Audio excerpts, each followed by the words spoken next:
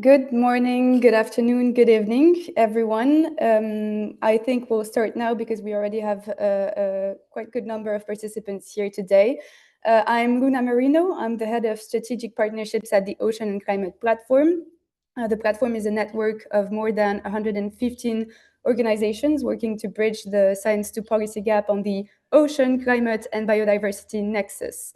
It's my great pleasure to be with you all virtually today for this live event on ocean conservation finance, brought to you by BNP Paribas on the COP30 Virtual Ocean Pavilion. So let me start by deeply thanking the organizer team of the Ocean Virtual Pavilion, the Global Ocean Forum, Ocean Generation, and the Plymouth Marine Laboratory for allowing us to take part in COP30 from abroad and wherever we are in the world. A few housekeeping rules before we start. Today, discussions will be taking place in English. Live automatic translation is available through Wordly, so you should have a little button on the top right corner of your screen. You can click here for translation, and you will have room for questions. So if you have any questions for our panelists, feel free to write them down in the Q&A box, which should be on the bar down below your screen. I invite panelists to respond on a written basis if they want to, and we'll surely have some time at the end to address some of the questions live. Before we jump right into the discussions, I want to say a few words to remind everyone a bit of the context and what we're working with here. I'm sure you all know that the ocean is a foundational pillar of the global economy. It sustains over 100 million jobs, equivalent jobs throughout the world. And according to the OECD, if the global ocean were a country, it would be the fifth largest economy in the world. But the importance of the ocean does not stop there. And from the Paris Agreement back in 2015 at COP21 to the Global Action Agenda at COP30 in Belém this year, there has been a growing recognition of the role of the ocean in achieving a resilient, a net zero, and a nature-positive world by 2050. However, SDG 14, which relates to life below water, remains the least funded development goal, with less actually than 1% of climate finance supporting ocean-based solutions. And when we talk about ocean-based climate solutions, we are looking at a wide array of feasible and scalable solutions, from the potential of decarbonizing the shipping industry to scaling up renewable marine energy, to supporting resilient aquatic food systems and protecting and restoring vital coastal and marine ecosystems. Full implementation of these solutions could close up to 35% of the emissions gap and actually allow us to achieve the 1.5-degree target that was set by the Paris Agreement. And speaking of the Paris Agreement, I'm sure some of you know that finance was at the core of the discussions that are currently happening and almost ending in Belém. The Brazilian presidency a few days ago revealed its Baku to Belém roadmap for scaling up climate action to $1.3 trillion. The roadmap outlines concrete action fronts for tangible financial results. And I think that shows that there is a willingness to move from needs to actual instruments and work on how to concretely accelerate investments for the benefits of not only the ocean, not only nature, but also climate and people. And this is precisely what we'll be discussing today and what we'll be hearing about. How do we scale up much needed investments for the ocean? So we'll be discussing some very concrete, innovative approaches to ocean conservation finance. And I truly hope that the insights of our panelists will give you just a glimpse of how we can concretely move from pledges to portfolios and find new ways, new tools, new collaborations to broaden the horizons of ocean conservation finance. So without further ado, let me introduce our distinguished panelists today. We will be hearing from Celia Berch, who's a partnership manager at Blue Alliance. We'll be hearing from Marianne Carpentier, who's Blue Finance Advisor at ORA, the Ocean Risk and Resilient Action Alliance. We have with us Raphael Ghiandai, who's Chief Financial Officer at the Foundation of Prince Albert II of Monaco and representing Medfund. We also have joining later Ashley McGovern, Senior Vice President at the Center for Oceans for Conservation International. And last but not least, we have Sylvain Taboni, who's Impact Investment Director at BNP Paribas. So without further ado, I want to start with you, Marianne, if I may, because the Ocean Risk and Resilience Action Alliance, ORA, is known for really bringing the finance and insurance sectors to the table when talking about ocean protection, and it promotes the idea of the ocean being investable. So I want to hear from you, how did this idea come about, and how is ORA putting it into practice today? Thank you, Luna, and thank you for organizing the session. Thank you to BNP Paribas, and nice to be with you today. So ORA actually was born in 2018 out of a simple but actually very strong idea that came during an ocean risk summit that was held that year in Bermuda, where scientists, insurers, investors, policymakers, and also frontline communities were together at the same table to discuss common risks, so food security, stranded assets, the vulnerability of coastal people. So they saw the same risks, but actually they were speaking different languages and therefore having fragmented responses to these risks. So Karen Sack and Chip Cunliffe, our co-founders, met together after that summit with this bold question: what would it take to make the ocean truly investable? So not just because the ocean is beautiful or because there would be a moral case for its protection, but because the ocean actually is a living capital that allows economic stability, food security, climate regulation, and also the resilience of billions of people. And from that simple question actually came ORA. So ORA is the Ocean Risk and Resilience Action Alliance that was created the year after in 2019, with a core mission to build a capital market for the ocean. And crucially, to actually do this, adopting a frontline first approach, linking the beachfront to the boardroom. So ORA today is unique. It's the only multi-sector alliance that connects finance and insurance, governments, multilaterals, civil society, and frontline organizations to design finance and insurance products that regenerate blue nature and build resilience, and especially in the global south. By 2030, our mission is clear. Two key numbers. So first, it's to activate at least $500 million of investment. And second, it's to strengthen the resilience of 250 million climate vulnerable coastal people, so especially in the global south. Today, ORA is a fast-growing alliance of 129 members, so soon to be 130 members. This includes our lead global partners and founding partners, AXA and Deutsche Bank, alongside actors like the Commonwealth, Conservation International, UNDP, and also BNP Paribas. Here today. So together we believe that finance and insurance actually are system shapers. And unless we embed the value of the ocean into the heart of the financial systems, so that means in risk models, in underwriting, and also lending decisions, we actually won't be able to protect the ocean. I'd like also to insist on the fact that ORA and our members are in the right place at the right time to deliver solutions. And so to deliver solutions, we do this across three pillars. The first one is the beachfront I mentioned. So we incubate and scale solutions at the front lines, such as reef insurance, microfinance for small-scale fishers, or innovative blue carbon pilots. Second, on the boardroom side, we build the enabling architecture to move capital at scale, with guarantees, with blended finance facilities, with impact funds, and with blue bonds.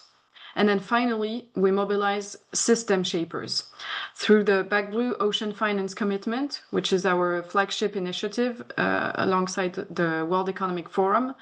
Financial institutions take a first and public step toward recognizing the ocean as essential to climate resilience and economic stability. So Back Blue provides a clear pathway to action through 4 main commitments. First is setting robust net zero commitments that are grounded in science-based targets. The second one is driving policy change by adopting ESG standards and disclosures that are aligned with TCFD. The third one is investing in nature-positive outcomes for the ocean, guided by the UN Sustainable Blue Economy Finance Principles and the TNFD. And finally, and perhaps most importantly, to accelerate the transition to a resilient, regenerative ocean economy through lending, investment, and insurance practices that mitigate ocean risk and support coastal communities.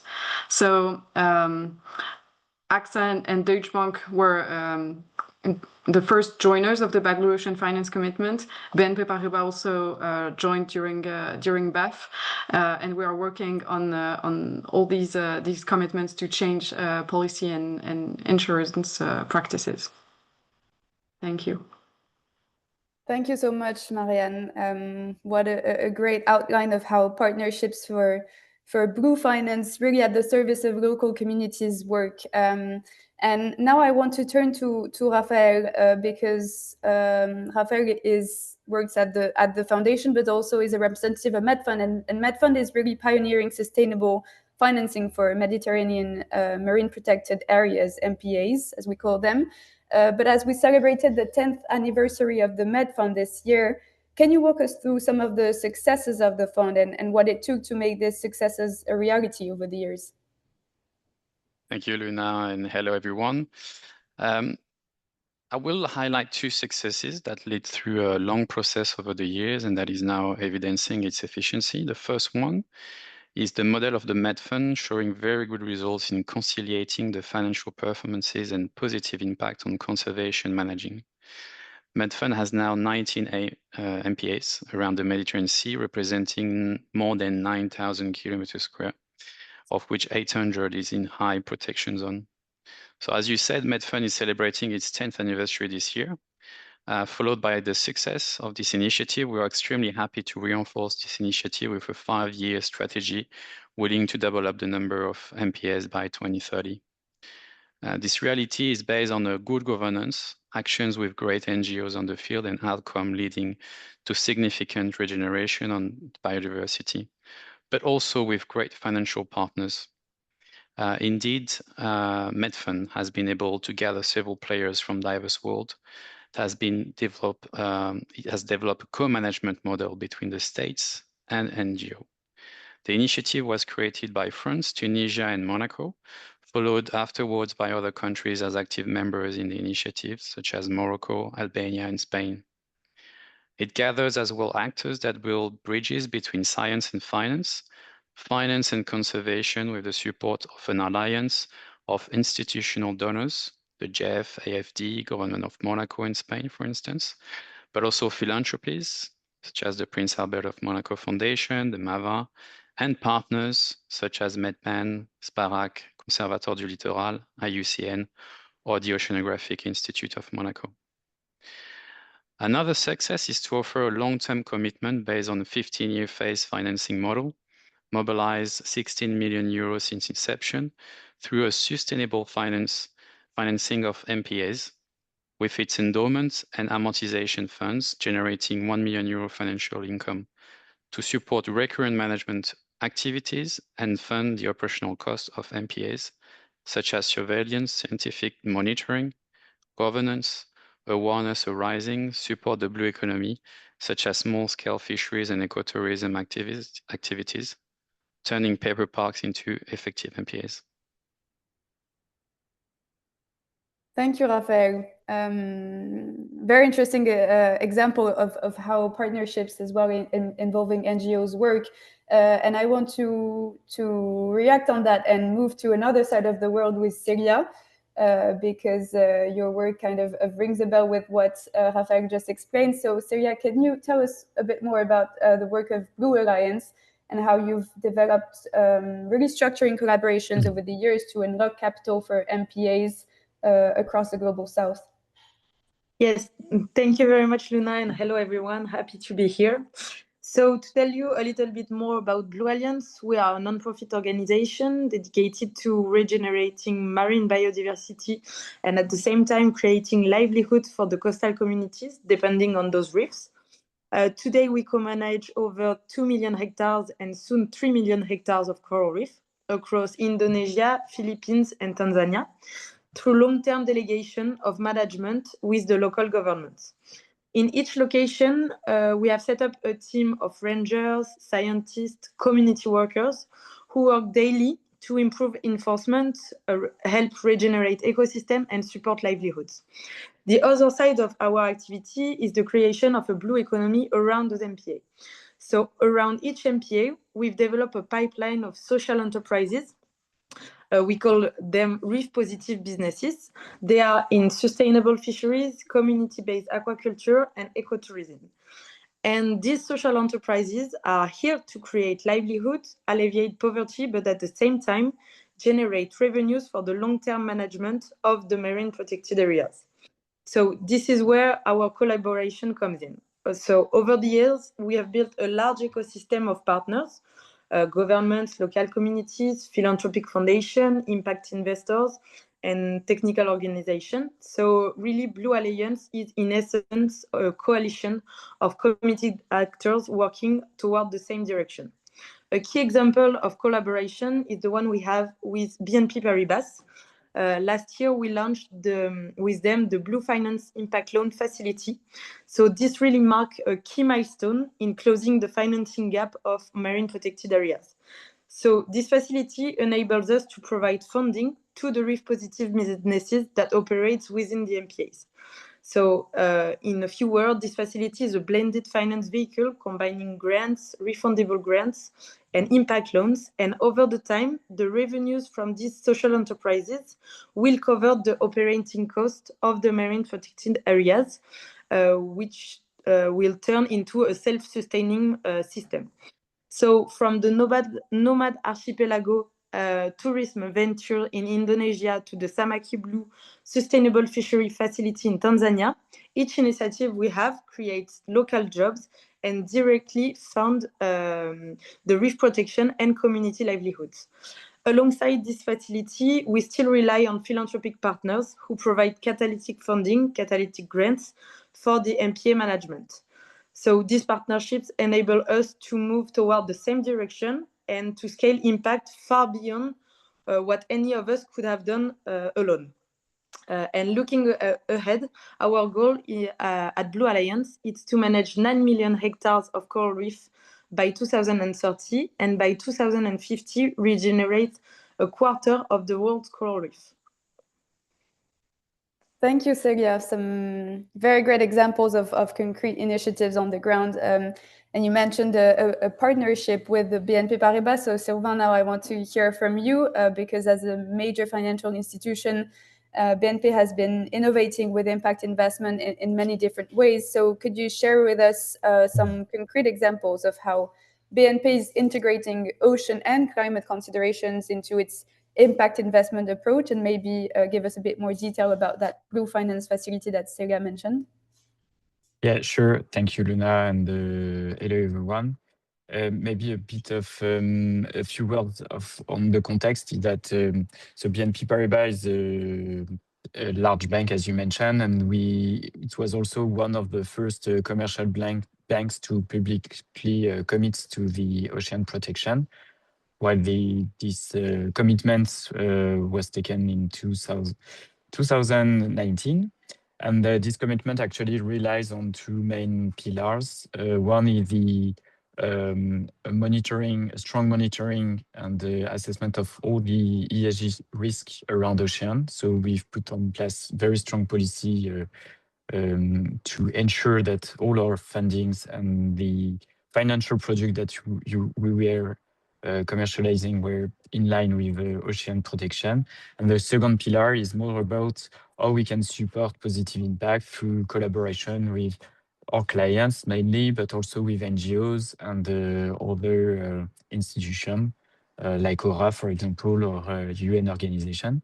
And also as part of this second pillar, the BNP Paribas teams start up an initiative to fund directly companies and NGOs that were committed to elaborate nature-based solutions, and that's where we land with Blue Alliance. Actually, we met like a few years ago, and the idea of this facility, as Celia mentioned a bit, is that really to fund the initial required investments to set up social businesses at local level, working with local communities to generate enough revenues for the local communities, but also to fund the management of the marine protected areas.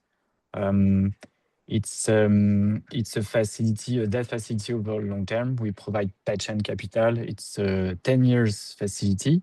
That's really complement the, as Celia mentioned also, as well, the philanthropic fundings that the Blue Alliance receive, and to fund more commercial-oriented actions. Thank you. Thank you, Sylvain. I think it helps our audience to understand the intricacies of those mechanisms. I want to turn to Ashley because we know that Conservation International has been working for decades at the intersection between nature conservation and sustainable finance. So Ashley, could you share a bit more about the different tools and partnerships that Conservation International has led to really help channel investments for ocean conservation in the recent years? Absolutely. Good morning, good afternoon, good evening, everyone. It's an absolute honor to join this panel alongside colleagues from the Prince Albert of Monaco Foundation, Aura, BNP Paribas, organizations we really admire and often work alongside. At Conservation International, we focus on 3 global priorities. We want to stabilize our climate by protecting nature. We're doubling the area of ocean under protection while ensuring the rest is sustainably managed, and expanding nature-positive economies, which really touches upon the topic today. We're working across more than 30 countries where ocean health and human well-being are absolutely intertwined. And our approach to the economy cuts across all 3 of these priorities, heavily weighted on expanding nature-positive economies. So Luna, you asked for some examples. One is in Zapata, Colombia, where CI has helped produce the world's first internationally certified blue carbon credits. This has demonstrated that coastal ecosystems can generate verified climate benefits and direct income to local communities, which is particularly important to us. That success has grown into things like the International Blue Carbon Institute, which we launched 3 years ago at COP27 to help countries scale this approach. In the Pacific, we're partnering with 14 countries through the Pacific Tuna Program to strengthen one of the region's most valuable natural assets, tuna. By improving the monitoring, traceability, and science-based management, we're helping these countries capture greater economic value from their tuna resources. Currently, it's pennies on the dollar. And we want to attract sustainable investment back into these national economies and coastal communities so they don't have to rely so heavily on debt. And through CI Ventures, we're investing directly in startups and funds that advance nature-positive livelihoods, things like sustainable aquaculture and circular economy innovation. We really want to partner and experiment with de-risking mechanisms like guarantee facilities to make ocean investments attractive in these emerging markets where we work. And we've seen this in practice. So through our role as the GEF agency, we've helped catalyze the Malloy Fund. It's the first impact fund for small-scale fisheries in Southeast Asia.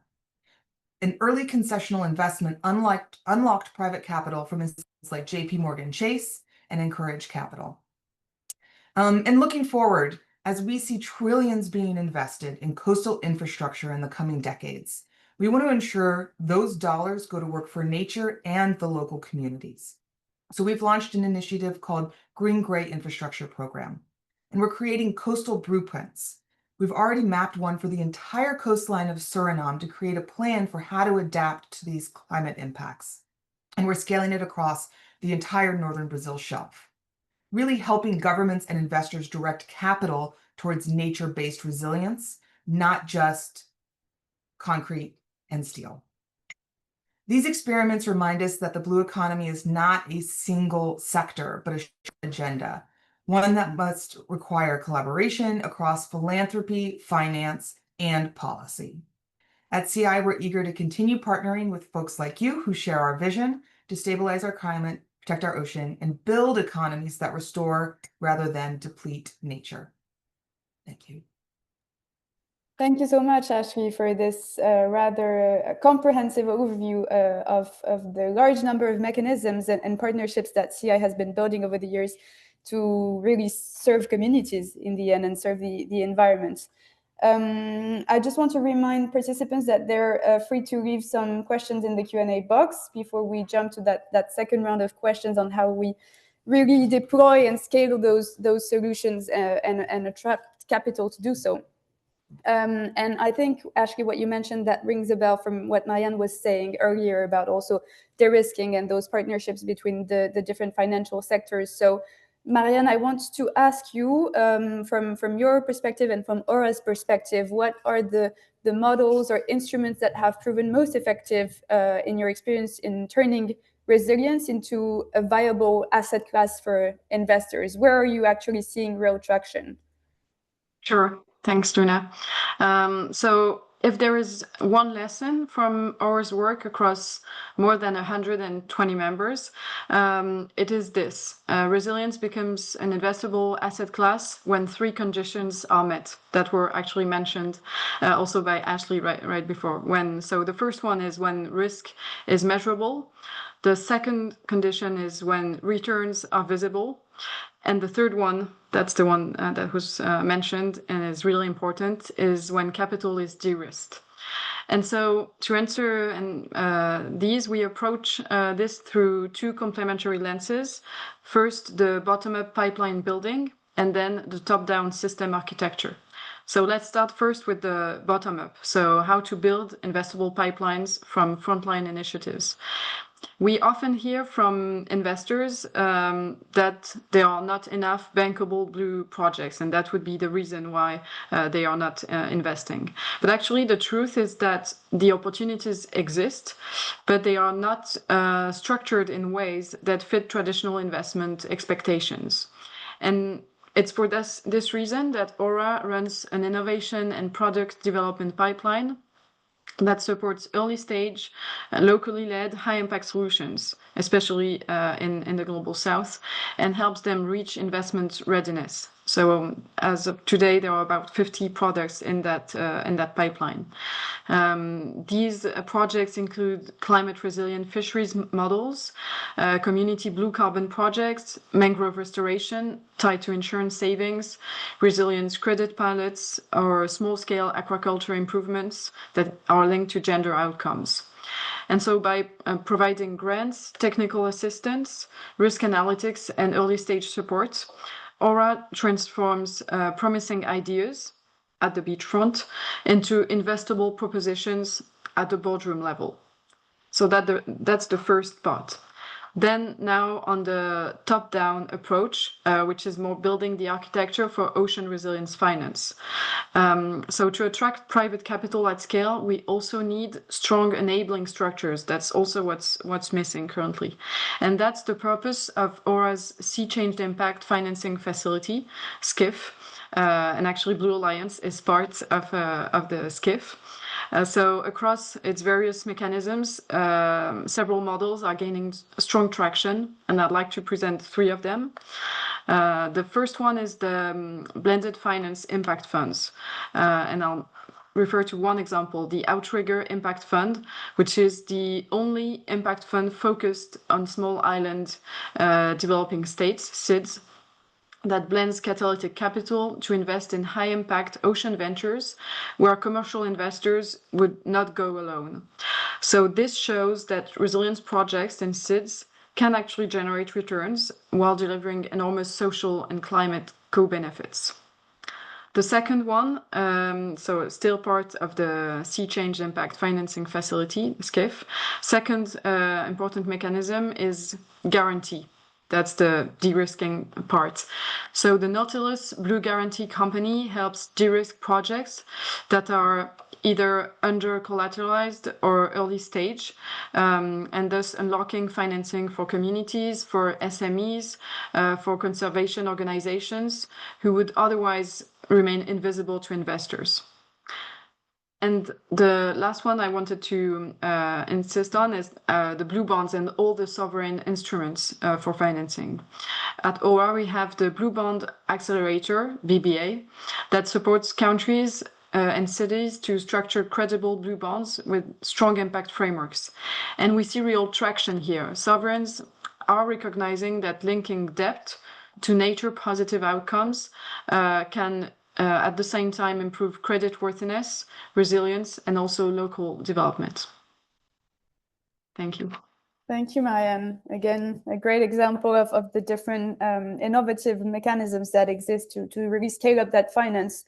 You mentioned some conditions for turning a viable asset, for turning the ocean into a viable asset. So Sylvain, I want to hear from a bank perspective, what are some of the key barriers that you've kind of experienced for integrating the ocean into your investment portfolios, and especially how you're overcoming those obstacles? Thank you. So maybe I could mention two of the obstacles that we've touched with actually with the design of the impact loan facility with Blue Alliance. The first one is really like we were really like, and we know that it's all like small businesses, and our team is not really like well designed to analyze this type of deal. So it took us a long time to work with Blue Alliance to really understand how those local business model works, because really when we talk about Blue Alliance, it's really like small businesses on the ground, and that might be a challenge for us. And the second one was really like, okay, how can we provide in capital for a long period enough actually to really make those businesses sustainable and financially viable.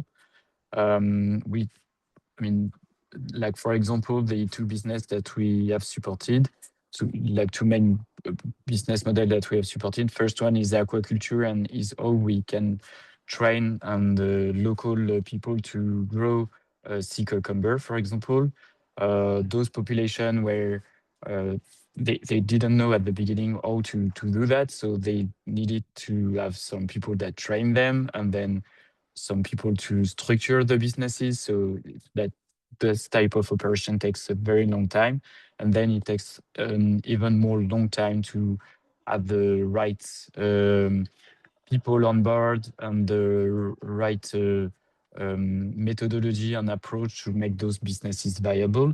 And so it was very important for us to provide this capital for a period that were long enough to not put pressure on those businesses and make them really like grow in a sustainable way. Thank you, Sylvain. Super interesting to see how that collaboration is really coming to life with Blue Alliance and actually working on the ground. So maybe Celia, do you want to maybe deep dive a bit into how that virtuous funding model that Blue Alliance has developed is developing and attracting investments for nature positive impact?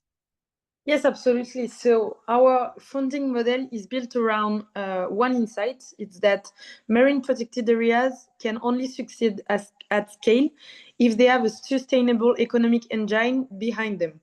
So as highlighted before and mentioned also by Sylvain, grants are essential, but they cannot close the funding gap of marine conservation alone. So this is why our model has two pillars. First, the long-term delegated co-management of MPAs with the government, funded by the philanthropy. And the second one is the development of the reef positive businesses around the MPA, creating jobs, generating long-term revenues for conservation. And this year, the model has accelerated and we launched new reef positive businesses. I have two examples that were recently launched. One was mentioned by Sylvain, but it's Aqua Hub Philippines, which develops sustainable aquaculture of sea cucumbers and mangrove crabs.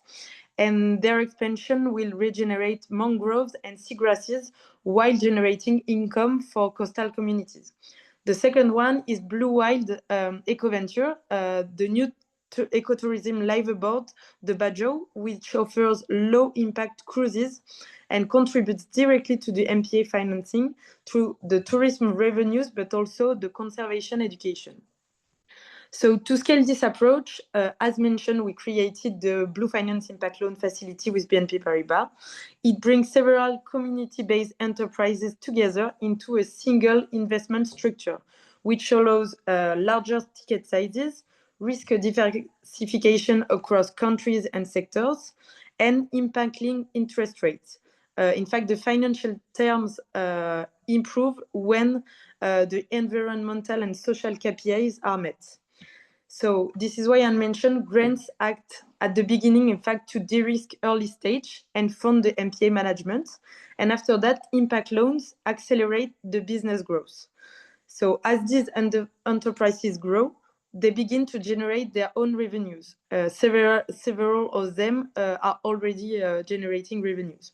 And progressively, it will cover the MPA operating costs. So our goal is really to have each MPA beginning to be financial independent with this system. Thank you, Celia. Very clear. So I want to jump to Raphael and ask you, Raphael, because obviously you're here with a foundation, but as well with the Med Fund, and you have a background in relation with the private sector, and you are involved as well with the government of Monaco. So from all those different perspectives and from your experience, how do you think can we better develop blended finance to actually de-risk and accelerate investments in ocean conservation? And maybe you have a few examples to share with us. Yes, thank you, Lina.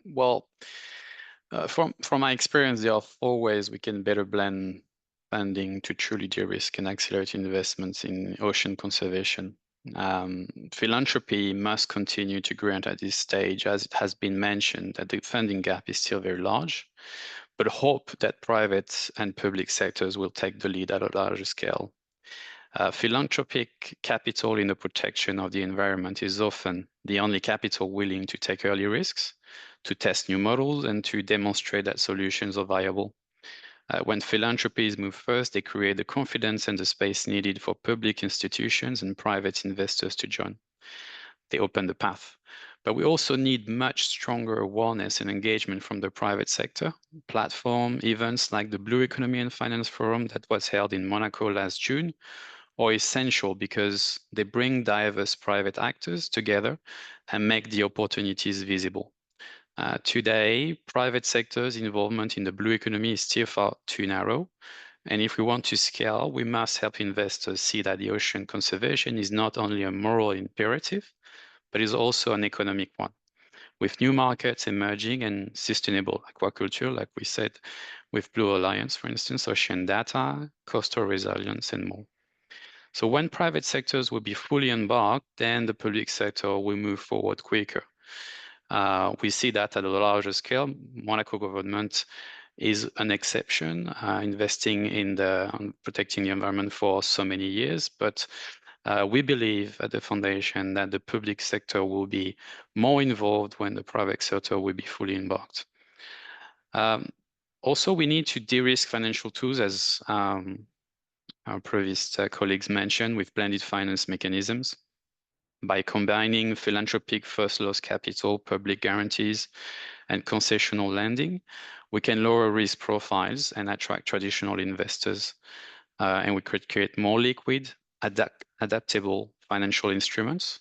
We can channel more larger amounts of capital toward innovative blue economy companies and help them scale more rapidly. That's the example of what we discussed with Blue Alliance with Celia and BNP through Sylvain. So Also, I wanted to mention that we must accelerate investment through innovation. Innovation will generate economic growth, employment, and that will interest private and public sectors. There are few ways to do it, in my view. We will illustrate with the private equity and venture capital investing into startup and Series Blue economies in order to scale up their innovation and solutions to help protecting the ocean to restore and regenerate. When paired with philanthropic de-risking, this can powerfully unlock transformative solutions. A lot of funds exist today, to name a few, Sven Capital, Catapult, Capricorn, for early stage, but also Reocean Fund. And that's where I wanted to note the Reocean Fund, which is a jointly created fund by Monaco Asset Management and the Prince Albert of Monaco Foundation, which is a great illustration that philanthropy can work hand in hand with private sector. Also, outcome-based financing, like we discussed earlier on, or even tools like a Blue Economy Index can provide visibility, comparability, and confidence to investors. Also less risky and capital intensive than venture capital. So also at the foundation, again, we created a financial tool called the Blue Economy Index, which is a financial tool that is very well known from, let's say, a traditional investor, where you can invest into listed companies generating returns, traceability, a track record in terms of activities and technologies. And so therefore, investors will be more open to invest in that kind of companies that are having technologies who are managing the blue economy and the protection of the ocean. But finally, it has been touched also by someone early on, none of this works if we don't measure impact. Clear, credible indicators of ecological and social outcomes are essential to guide capital, to keep actors accountable, and to ensure that investment genuinely contribute to healthier oceans. So I believe from our experience here at the Foundation, private sectors is essential to work with philanthropic today through different financial tools. As I said, philanthropy is not necessarily willing to work on finance tools, but it seems that leading and de-risking that side of things will unlock a lot of capital, and bringing awareness is essential to bring more and more, again, traditional investors. Fantastic. Thank you, Raphael. Very interesting to have all this diverse range of perspectives from the different actors. I want to turn to Ashley from Conservation International and ask you how at CI do you approach scaling ocean finance in the way that's both investable for governments and the private sector, for instance, but that is also meaningful for people on the ground, because it's come up in the discussions now that all of this is ultimately to protect the environment and actually provide benefits to the people. So yeah, I'm curious to know how CI is navigating through that.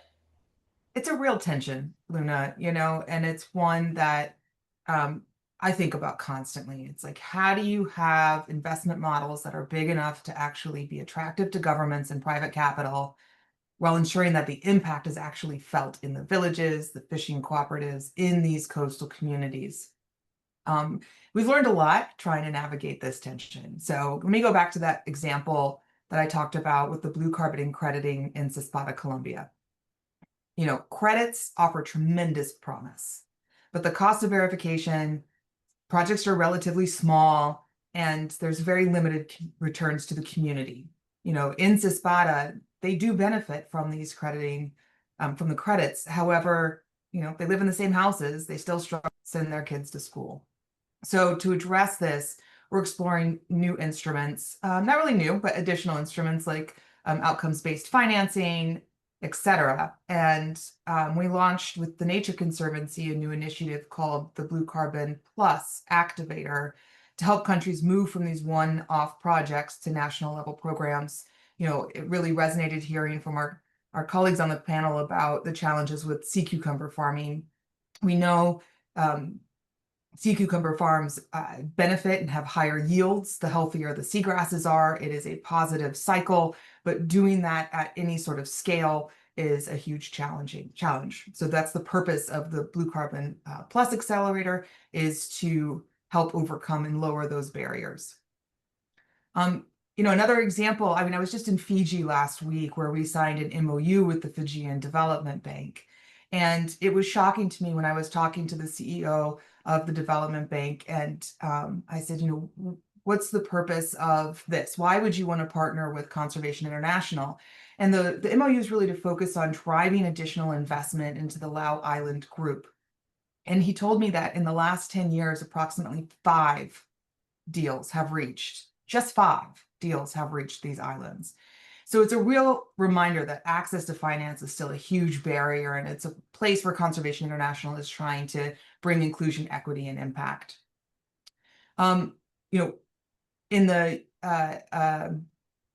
We also believe that blended finance works best when it's paired with policy reform. And this brings us to what's happening today in Belém. So within the UNFCCC context, we're ready to support the Standing Committee on Finance and Parties as they prepare for the 2026 Forum on Financing Climate Action in Water Systems and Ocean.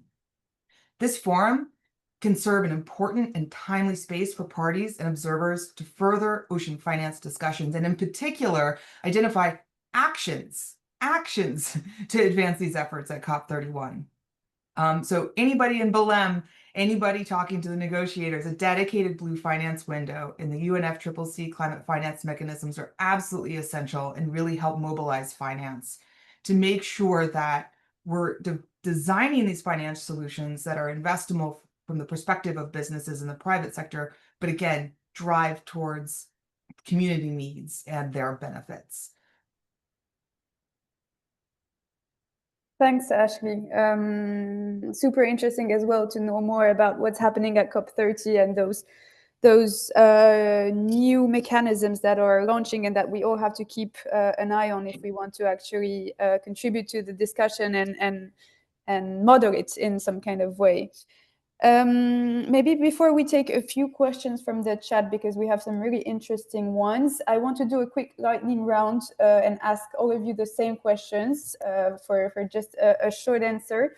And I think what I want to hear from you is if we were to look ahead in 5-10 years' time, what's one key enabling condition that would make scaling ocean finance a reality, in your opinion? Ashley, maybe you can start. Sorry, can you say that again? I was looking at the Q&A. I apologize. Looking ahead in 5 to 10 years' time, yes, what's one key enabling condition that would make scaling ocean finance a reality, in your opinion? Great question. There are many. The policy one I just talked about is an example, but I think another one that is really critical is to learn from trust-based philanthropy and understand kind of that sometimes the mechanisms or barriers to entry come in just paperwork, right? It all comes sometimes down to paperwork, and are the beneficiaries and those you want to invest in kind of understand and able to get through the deal, right? And so how can we lower the barrier? Not to say that we're taking on additional risk, but understanding and being empathetic to those folks that we want to invest in, and making it easier for them to move through those just kind of paperwork hoops to actually get to accessing the money. A lot of times it just comes down to paperwork. And how can we simplify that? Yeah, right on point, I'd say. Thank you. Raphael? Yes, well, I'd say that one of the key enabling condition would be actors need to see the ocean as an asset that if it's not taken care of, a lot of industries, humanity will lose from what they built in the past. So today ocean-related investments are still treated as a niche or high risk, but when we build a genuine blue economy, finance naturally follows. So investors are far more likely to commit when they can see a functioning economic ecosystem. So that's why we need to see the ocean as an asset. Thank you, Raphael. Sylvain, maybe? Yeah, thank you. First, I want to say that I agree with everything what have been said just before, but maybe to add on that also, I think like through collaboration, we know that all those projects and those transactions brings a lot of complexity and everything. So having like a true collaboration that can like help build a strong, robust ocean ecosystem to build investable opportunities would be, I think, a key element. Definitely. Marianne? Yes, thank you. Actually, I'll also build on what has been said, and especially what Raphael mentioned earlier with the importance of measurement and of building an asset class. So if I had to choose one enabling condition, I think it would be standardization. So creating a shared architecture that makes ocean positive investment simple, credible, and scalable. Because also today we actually lack common metrics, as Raphael said, common risk tools and common expectations on what good looks like. And that's often a question that we have.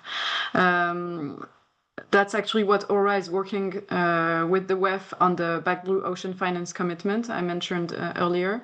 Because once financial institutions can assess risk coherently, when they can compare opportunities, when they can measure outcomes in a way that's consistent, then we can unlock the trillions and not just the millions that are actually required for building this regenerative and sustainable blue economy. Because ultimately, and as we said several times, and as Sylvain just said, the ocean is living capital. When we invest in ocean health, we actually also safeguard our own health. And if we want to succeed, we must remember this, that we need to be patient with capital, but impatient with action. Thank you. Thank you, Marianne. And last but not least, Celia? Yes. So thank you, Luna. For me and from the project point of view, the key condition would be really patient capital that matches the timescale of ecosystems and communities, because regenerating coral reef and growing local enterprises takes more than 1, 2, or 3 years.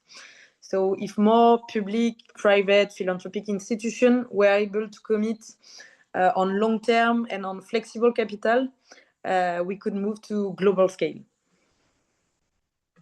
100%. Thank you so much. I think we have time for a few questions before closing. So I'm just looking through the chat. And maybe I want to start with the question that James asked. James said that Marianne said that unless we embed the value of the ocean in the heart of the financial system, we won't be able to protect the ocean. We've heard from Marianne, from Raphael, and from others that this is definitely one of the key enabling conditions. But James is wondering, to what extent is this happening and how, and what is needed to make it fully embedded and effective? We've covered some of it during the discussion, but if any of the speakers would like to come in on that one, that would be great. Yes, I can go first, perhaps. I think, well, there are several answers to this key question. One would be to understand the value of risk.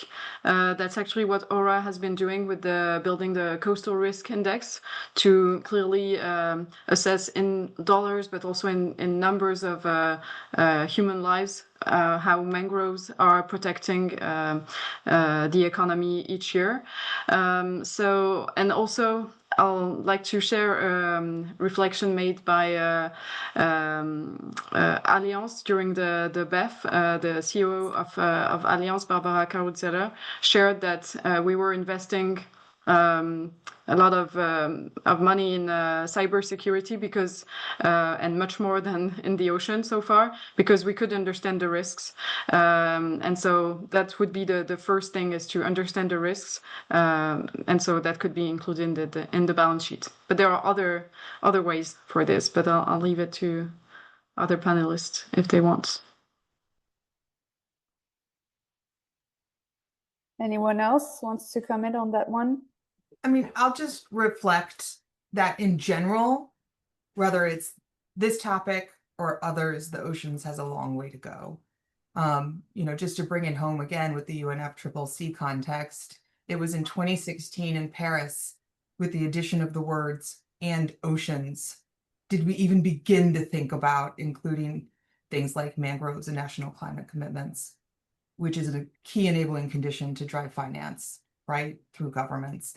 So I'd say we're making progress, and we should feel really good, because from 2016 till now, over the last decade, we've made tremendous progress. But we just need to recognize that whether it's this context or any other, the oceans is far behind where other kind of natural systems are and where we need to be. Thanks, Ashley. We have, I think, quite a difficult question from Gabriela, but maybe some of our speakers will have an idea. Gabriela is asking, could you mention the new ways used or established by non-ocean countries in order to be involved in blue economy, and some concrete actions? Who would like to give it a try? One coming up. Oh, sorry, Cecilia, please go ahead. Go ahead. No, just some idea, maybe through finance or through science and monitoring. And I think we still need actors like that. For example, non-ocean countries can support blended finance mechanism to help scale up, for example, our reef positive businesses on the ground. This is what BNP Paribas is doing. And also, I think with science and innovation project, we still need institutions that are helping us improving, and this expertise is really essential. So I think this could be a part of an answer. A kind of building on that, I think that's absolutely correct. And, you know, everyone, whether you have a coastline or not, eats seafood, right? So thinking about kind of those policies and markets is important. But I'd say just one thing that's, again, in the policy space, just simply because it's COP right now, I'll point to, is the newly ratified BBNJ treaty. So this is the treaty that allows for the conservation and management of the high seas areas. And this is a common heritage of mankind. Landlocked states should think about the high seas as theirs, just like any other country. And so I would encourage non-coastal states to look at that treaty, engage in it, ratify it, and there are opportunities within that treaty to financially participate and benefit in the resources on the high seas. And that's an upcoming, to be proven. Can't get more specific on what's going to happen because we haven't, as a global community, figured it out yet. But it's an opportunity for non-ocean states to have a direct stake in the ocean. Definitely. Thank you so much, Ashley, for bringing up BBNJ, because it's definitely a space where I think we should all have our eyes on. So unfortunately, I think we don't have the time to take one more question. If the panelists want to type something to the remaining questions that are in the chat, feel free to. I just want to give a few closing remarks, but first thank our panelists for these very rich and interesting discussions. I think that was a very meaningful demonstration of how essential non-state actors are in driving ambition for ocean conservation finance, whether those actors are NGOs, foundations, banks, or others. We've heard about some new investment tools that are reshaping what ocean finance can look like. And these approaches show that conservation and economic performance can reinforce each other, go hand in hand when we design financing around long-term outcomes and not around short-term returns. I think a strong message that has also come through is about partnerships and how none of this can work in isolation. Scaling ocean action ultimately depends on breaking down silos, and the examples that were shared today show just how powerful these alliances can be when they unite expertise, capital, and local leadership. And finally, I think what ties all of this together is a shift of mindsets, moving away from models that are built on exploitation towards approaches that are rooted in care and interdependence, and where growth, prosperity, and resilience go hand in hand. So shifting how we value the ocean from domination, I guess, to harmony is part of how we will move from ambition to action, which is really the core of it all, and how we will realize that ultimately, I think at least that it's the ocean that truly holds the key to a sustainable future. So on that note, thank you so much to everyone for coming, and enjoy the rest of your morning, afternoon, evening. Thank you so much.